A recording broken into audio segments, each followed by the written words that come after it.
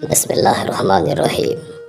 السلام علیکم پیارے دوستوں شہاب الدین سہروردی عوارف المعارف میں اللہ کے نیک اور محبوب بندوں کے اوصاف کو بیان کرتے ہوئے حضور غوث پاک رضی اللہ تعالیٰ عنہ کا ایک ایمان افروز واقعہ لکھتے ہیں۔ یہ واقعہ بے حد دلچسپ ہے، اس لیے ویڈیو کو آخر تک ضرور دیکھیے گا۔ آپ رحمۃ اللہ علیہ بیان فرماتے ہیں کہ بغداد میں ایک عورت تھی جو کہ غوث اعظم رضی اللہ تعالیٰ عنہ کے شان کو نہیں جانتی تھی، اور یہ بھی نہیں جانتی تھی کہ آپ ولی کامل بھی ہیں اور ولی وقت بھی ہیں اور ولیوں کے سردار بھی ہیں۔ اس کو ایک چھوٹا بیٹا تھا۔ ایک بار اس نے حضرت غوث اعظم کے بارے میں سنا کہ آپ ولی بھی ہیں اور ولی کامل، آپ مستجاب الدعوات ولی ہیں۔ آپ جو بھی دعا کرتے ہیں، جو بھی دعا آپ کے منہ سے نکل جاتی ہے فوراً قبول ہو جاتی ہے، یعنی ادھر دعا کی اور ادھر دعا قبول ہو گئی۔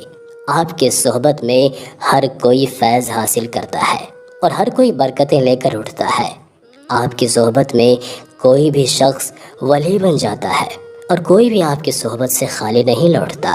اسی وجہ سے آپ کو غوث الاعظم کہا جاتا ہے، یعنی امداد کرنے والے، مدد کو پہنچنے والے، اللہ کے حکم سے مدد کرنے والے۔ غوث اعظم رضی اللہ تعالیٰ عنہ کے بارے میں یہ باتیں سن کر اس کا بیٹا حضور غوث اعظم رضی اللہ تعالیٰ عنہ کا گرویدہ ہو گیا اور گھر آ کر ماں سے کہنے لگا کہ ایک بزرگ ولی بھی ہیں اور ولی کامل بھی، اور ساری دنیا ان سے فیض پا رہی ہے، میں بھی ان سے فیض کا خواہش مند ہوں، تو کتنا ہی اچھا ہو کہ مجھے ان کی صحبت میں دے تاکہ میں بھی ان سے وہی فیض حاصل کروں جو دوسرے لوگ حاصل کر رہے ہیں۔ عورت نے بیٹے کا یہ ارادہ سنا تو اس نے کہا ٹھیک ہے، میں تمہیں ان کے پاس لے چلتی ہوں۔ یہ کہہ کر وہ عورت اپنے لڑکے کو لے کر حضرت غوث اعظم رضی اللہ تعالیٰ عنہ کی خدمت میں پیش ہوئی اور عرض کیا، حضرت میرے بیٹے نے آپ کے بارے میں بہت کچھ سنا ہے اور اس کو آپ سے عقیدت ہو گئی ہے اور یہ آپ کو بہت مانتا ہے اور بہت چاہتا بھی ہے، لہٰذا میں اس کے شوق کی وجہ سے اس کو آپ کے قبضے میں دیتی ہوں اور میں اس کو اپنے حقوق سے دستبردار کرتی ہوں۔ یہ سن کر حضور غوث اعظم رضی اللہ تعالیٰ عنہ مسکرانے لگے اور لڑکے کو اپنے پاس رکھ لیا۔ عورت اپنے بیٹے کو دے کر واپس تو آ گئی، لیکن ماں کی ممتا کب تک خاموش رہ سکتی تھی؟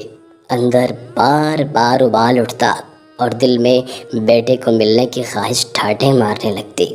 اگرچہ علوم دین اور بزرگ کی صحبت کے لیے بیٹے کو چھوڑا ہی تھی، لیکن دل بے چین تھا کہ بچہ کس حال میں ہوگا، محفوظ ہاتھوں میں ہے بھی یا نہیں۔ چنانچہ ممتا تڑپی اور بیٹی کو ملنے کو پہنچ گئی۔ جب بیٹے کو ملی تو بیٹے کو دیکھ کر سسک گئی، بلک گئی، تڑپ گئی اور دیکھتے ہی کہا، بیٹے یہ تو نے اپنی حالت کیسی بنا رکھی ہے؟ تیرا حال کیا ہو گیا ہے کہ تو سوکھ کر بالکل کانٹا ہو گیا ہے؟ کیا تجھے یہاں کچھ کھانے کو نہیں ملتا؟ کیا یہاں تجھے بزرگ کی طرف سے کچھ کھانے کو نہیں دیا جاتا؟ بیٹے نے ماں کی طرف دیکھا، اس کی آنکھوں میں عجیب سی چمک تھی۔ بیٹا اپنے آپ کو مار رہا تھا، وہ مجاہدے میں غرق تھا۔ ماں کہنے لگی، بیٹے یہ سب مجھ سے برداشت نہیں ہوتا، میں یہ سب سہ نہیں سکتی۔ بچے نے کہا، کیا ہو گیا ہے ماں؟ میں ٹھیک ہوں۔ ماں نے کہا، اچھا تو ٹھیک ہے، تو بتا تو کھانے میں کیا کھاتا ہے؟ تو اس نے کہا کہ جو کی روٹی، کبھی نمک کے پانی کے ساتھ اور کبھی سبزی کے ساتھ۔ ماں یہ سن کر حیران رہ گئی اور کہنے لگی، میرے گھر میں تو تجھے مرغ مسلم ملتے تھے اور عمدہ غذا جو شہر کے عمرا کا کھانا تھا وہ میں تجھے کھلایا کرتی تھی، اور یہاں پر تو جو کی روٹی کھا رہا ہے اور وہ بھی سبزی کے ساتھ اور کبھی نمک پانی کے ساتھ۔ تو یہ تو بتا کہ نوالا تیرے حلق سے کیسے اترتا ہے؟ میں بھی جا کر غوث اعظم رضی اللہ تعالیٰ عنہ سے پوچھتی ہوں کہ میں کیسی حالت میں اپنے بیٹے کو چھوڑ کر گئی تھی اور یہ آپ نے کیسی حالت کر دی۔ ماں تڑپ اٹھی اور حضرت غوث اعظم رضی اللہ تعالیٰ عنہ کے پاس جا پہنچی۔ اس وقت حضور غوث اعظم رضی اللہ تعالیٰ عنہ کے سامنے برتن میں مرغ کی ہڈیاں پڑی ہوئی تھی۔ عورت نے یہ دیکھا تو اس کا غصہ اور بڑھ گیا کہ یہ ہڈیاں آپ کے سامنے پڑی ہیں تو مطلب آپ نے ہی کھائی ہوں گی۔ اس نے غصے میں یہ نہ سوچا کہ یہ واقعی حضرت غوث اعظم رضی اللہ تعالیٰ عنہ نے کھایا بھی ہے یا نہیں۔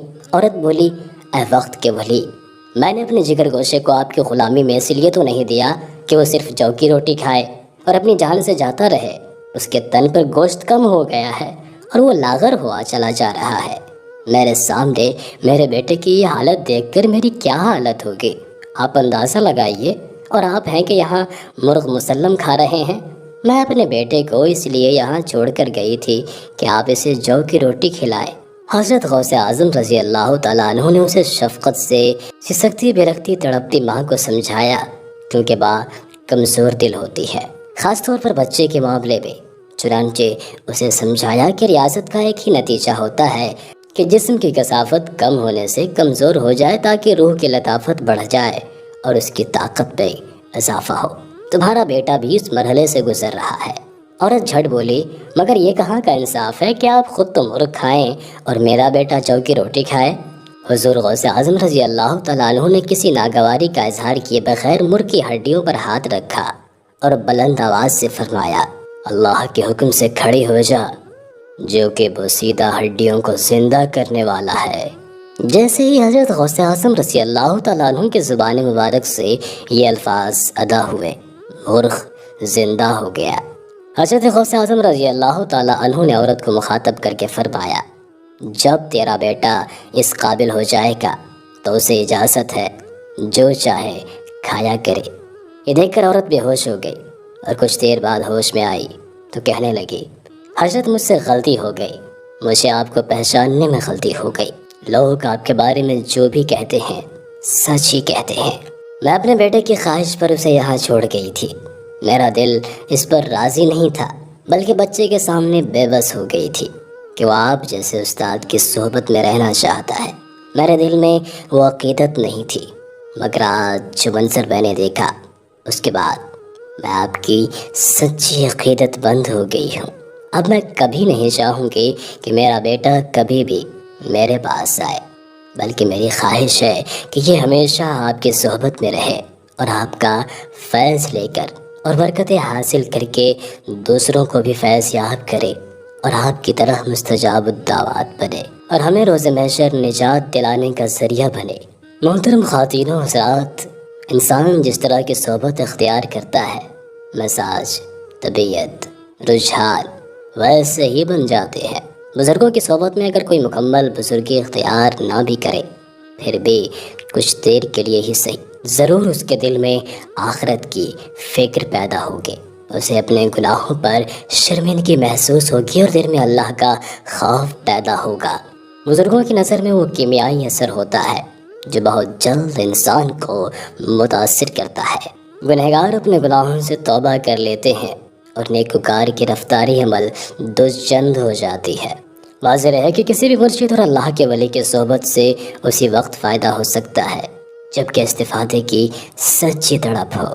اللہ تعالیٰ سے دعا ہے کہ ہم سب کو نیک اعمال کرنے کی توفیق عطا فرمائے، توبہ کی توفیق عطا فرمائے، آمین۔